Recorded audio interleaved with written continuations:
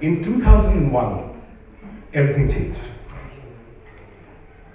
This was the final and complete privatization of radio.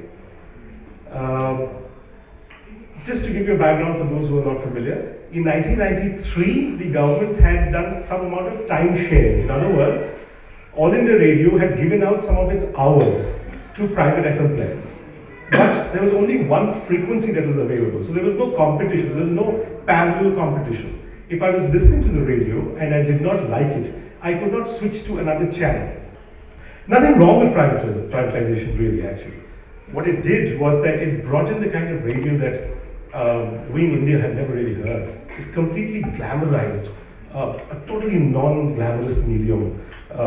It stylized it, and in the beginning, stylization was very good because it was in deep contrast to the All India Radio baritone, or aap sun rahe hain, or amin se amin bhar lo gaye ho.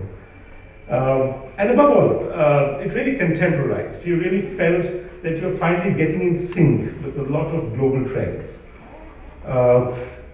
What the private players also brought actually was a lot of, and this had to happen because we in India had very poor learning of global radio, right from what they call format radio, right from technology to practices, to determining programming structures, how the content should flow, everything.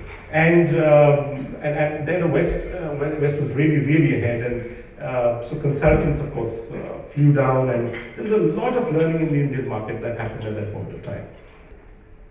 What really makes a song popular?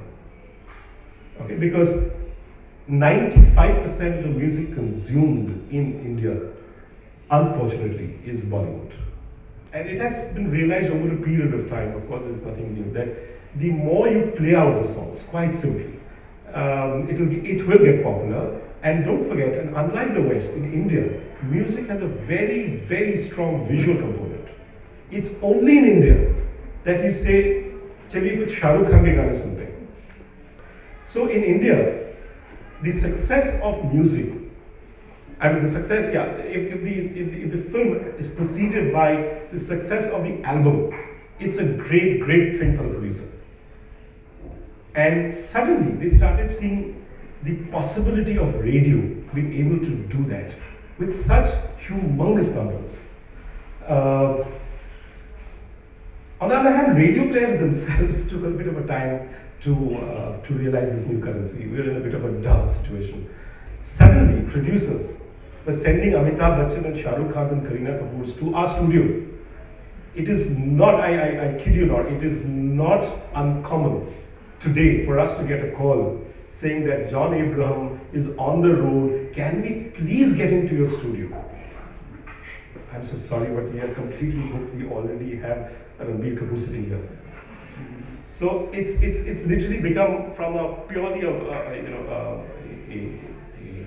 seller's market, it's become a completely a buyer's market. Beggars have suddenly become major choosers. And then the final player was technology, and I need not really stress about that so much, but what had happened was we were suddenly equipped with global technology on some great software.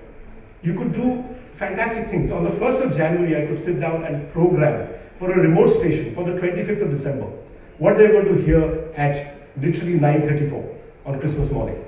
It was giving us that kind of a liberty, that kind of a capability. So before, just two phases, which is pre-FM and post-FM, radio having acquired very large numbers, music television having died, the entire consumption and digital having really come up, the entire consumption pattern of music has completely changed. People are not buying music from the shelves anymore. They are hearing it first on the radio. Films and their fortunes depend so much on it. And radio is being able to deliver that number, which is really huge, and the entire ecosystem has gone through a change. And of course, like I say, that the next big step is when the next revolution of broadband comes in. I'm told that that's around the corner because Mukesh has recently announced that he's going to price broadband something like 10 paise for something I forget the unit, which essentially means that when mobiles began, it was charged 16 rupees per minute for a call. Now it is 50 paise per minute. That is the change that is just around the corner. And when that happens, there's again going to be a completely different ecosystem which is going to come about.